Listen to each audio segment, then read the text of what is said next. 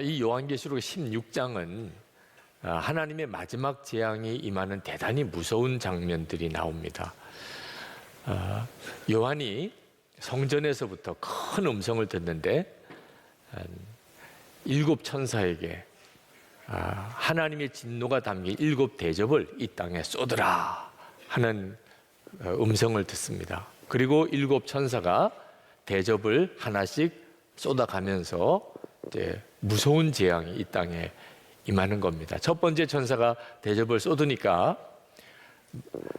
짐승에게 절했던 사람, 짐승의 표를 받고 있는 사람들에게 악한 종량이, 나쁜 종기들이 일어나기 시작을 하고, 두 번째 천사가 그 대접을 쏟으니까 바다가 완전히 죽은 피로 변해버리고 바다에 있는 모든 생물이 다 죽습니다.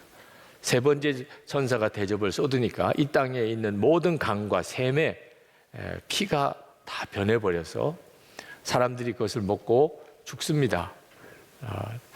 그 피 흘렸던, 선지자의 피를 흘렸던, 성도의 피를 흘렸던 그 무서운 심판을 그들이 당하는 거죠.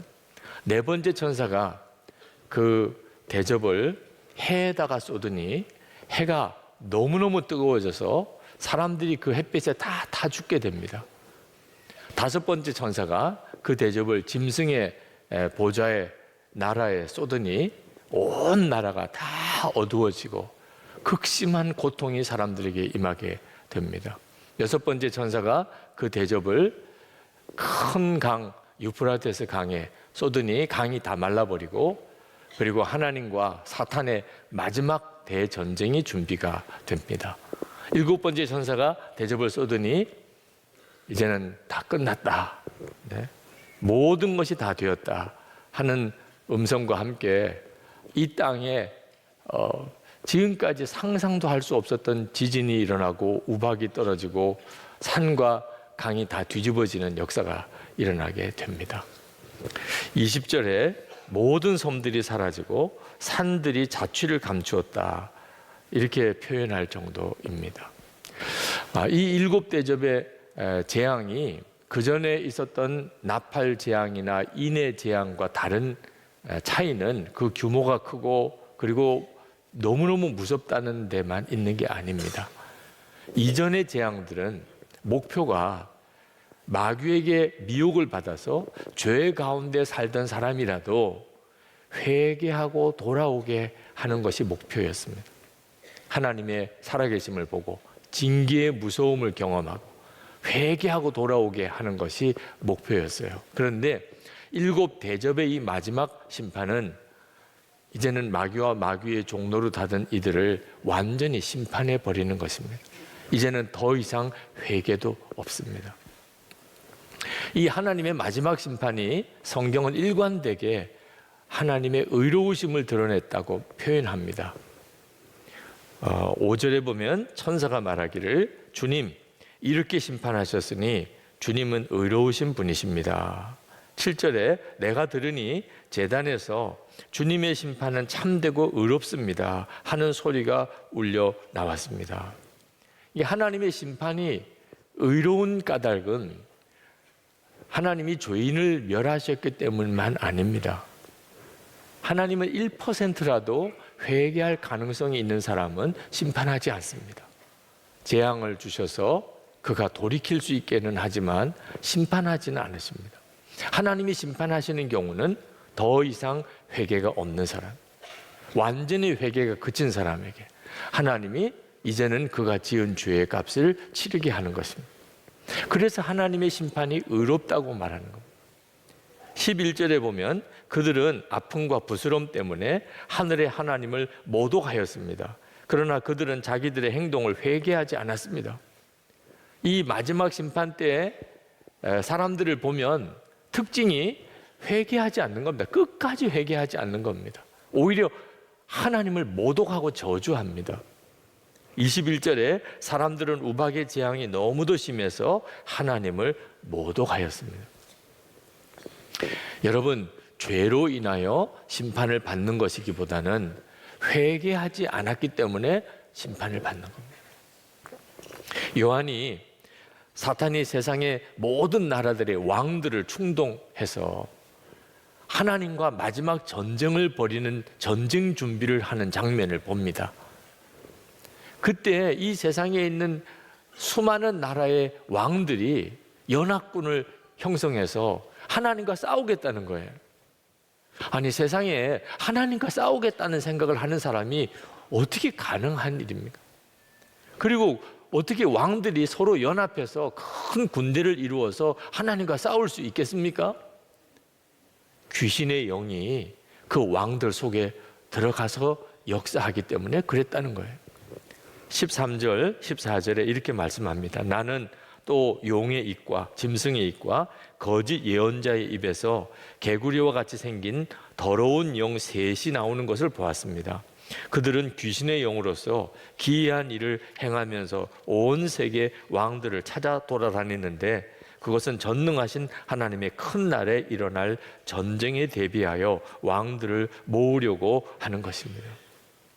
사람 속에 귀신의 영이 들어와서 그리고 완전히 사탄이 원하는 일을 하는 이런 역사가 지금도 일어나고 있습니다.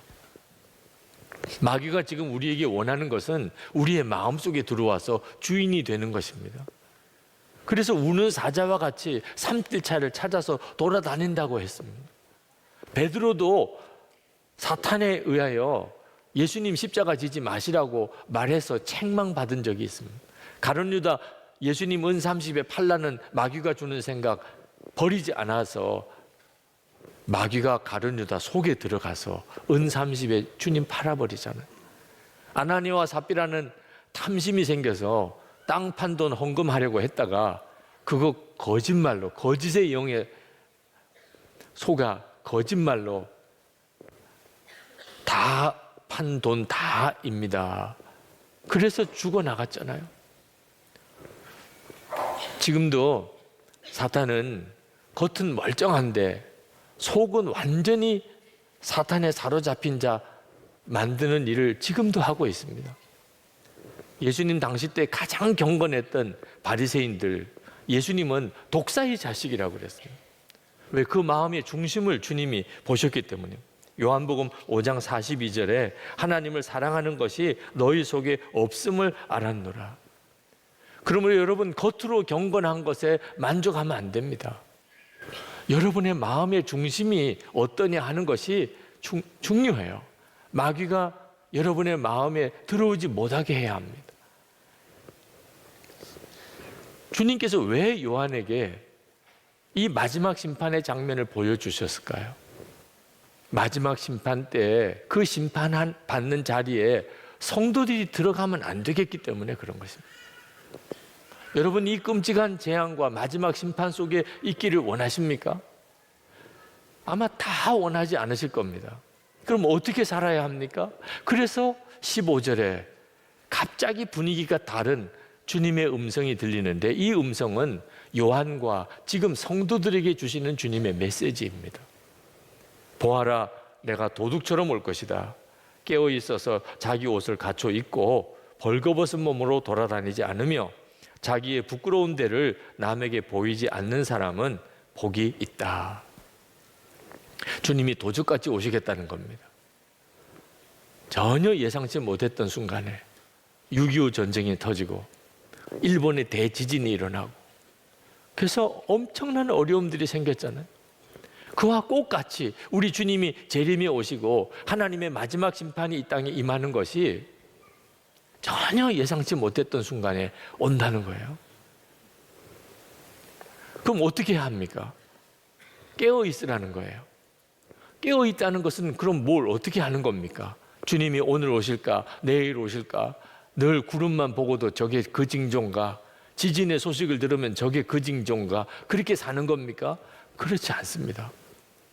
주님의 오심을 기다리는 깨어있는 성도는 그렇게 사는 성도가 아닙니다. 성경이 답을 주고 있습니다. 깨어있다는 말이 무슨 말인가? 자기 옷을 입고 벌거벗은 몸으로 돌아다니지 않아야 한다는. 그 말씀은 대부분의 사람들이 벌거벗은 몸으로 돌아다닌다는 뜻입니다.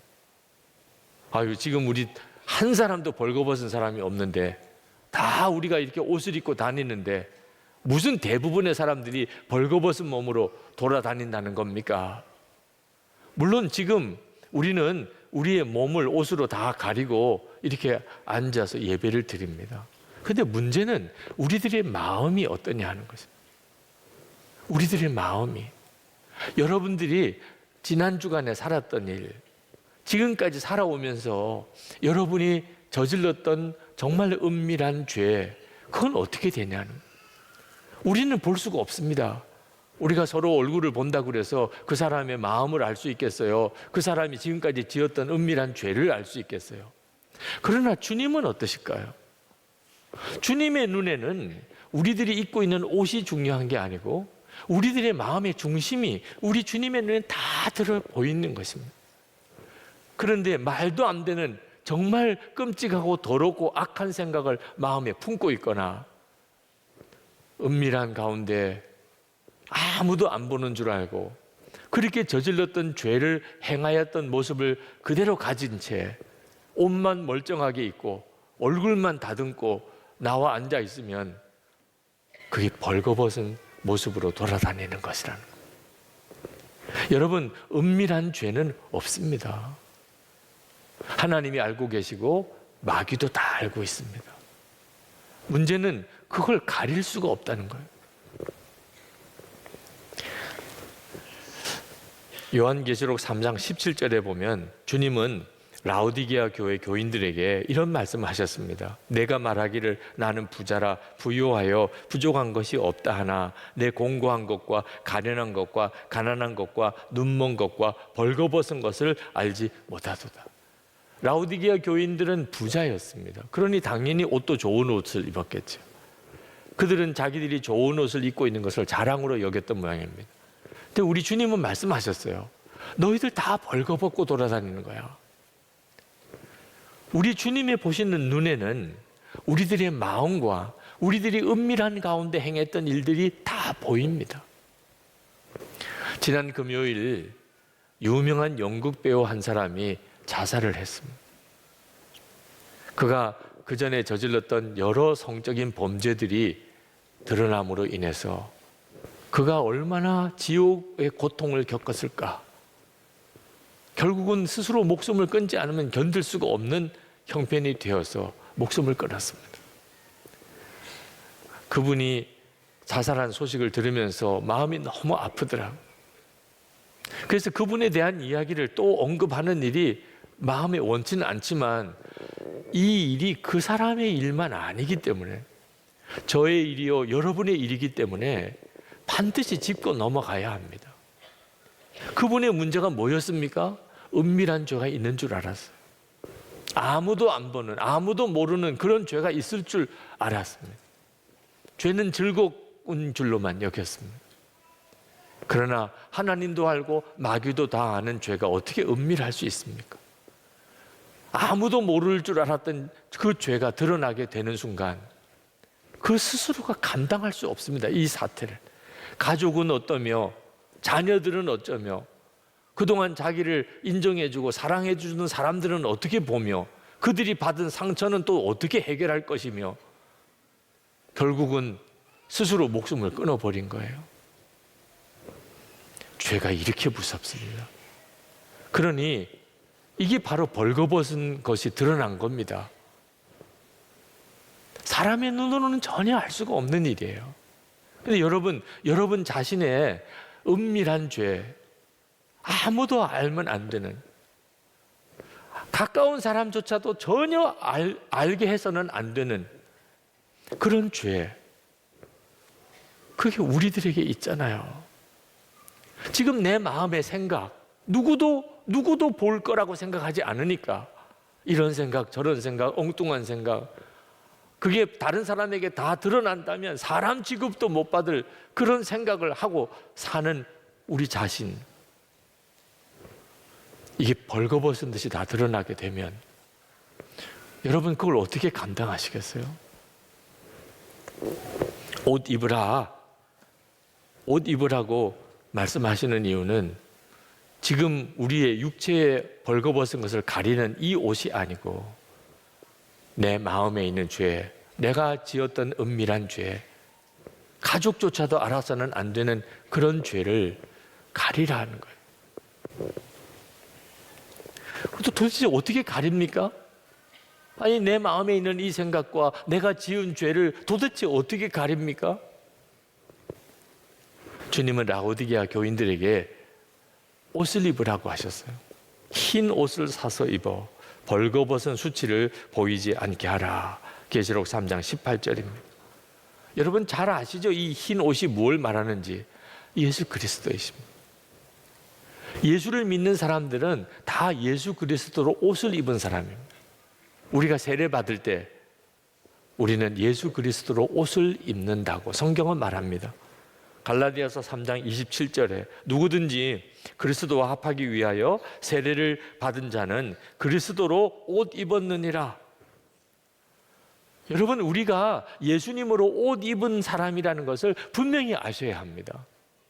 이것에 대한 예표적인 사건이 창세기에 나옵니다. 아담과 하와가 선악과를 따먹고 자기가 벌거벗은 것이 너무 부끄럽게 느껴졌어요. 그전에는 벌거벗었으나 부끄러운 줄 몰랐습니다. 그래서 하나님을 뵐 수가 없어서 나무 밑에 숨었습니다. 하나님께서 그 아담과 하와를 위해서 짐승을 죽여서 그 가죽을 벗기고 그리고는 옷을 해 입혔다고 그랬습니다. 그래서 겨우 나올 수가 있었던 거죠. 이 짐승 옷이, 짐승 가죽 옷이 바로 예수 그리스도에 대한 예표입니다.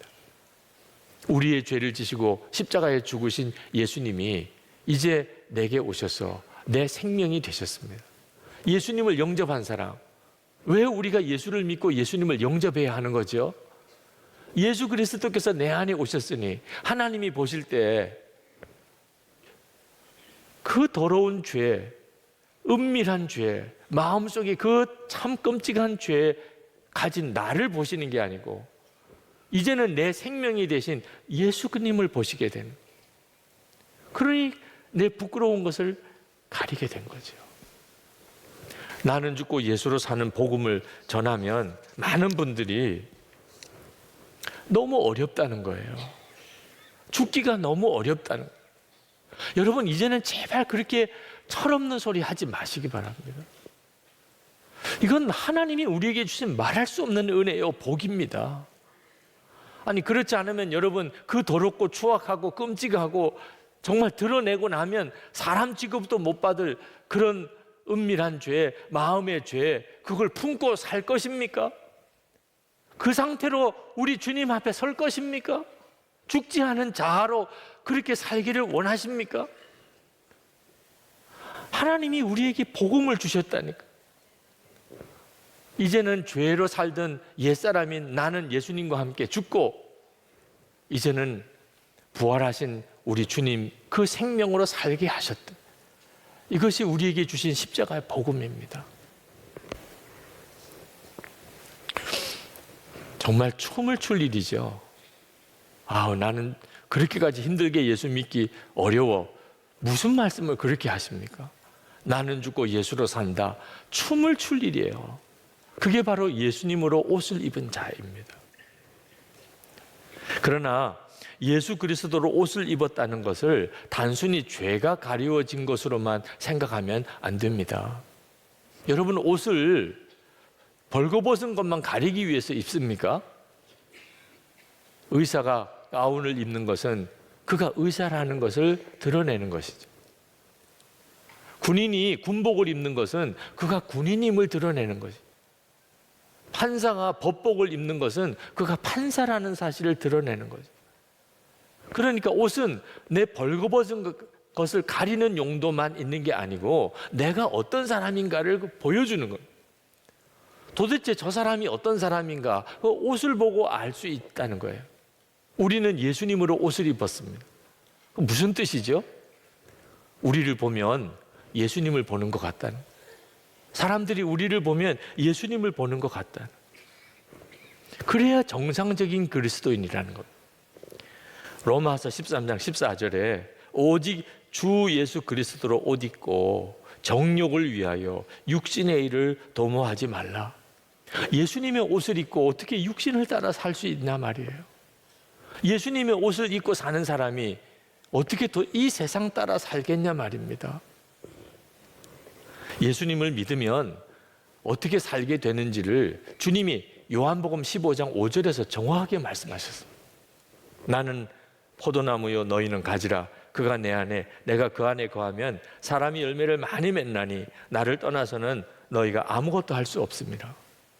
이것이 바로 예수님을 믿는 거예요. 주님은 포도나무고 우리는 가지예요.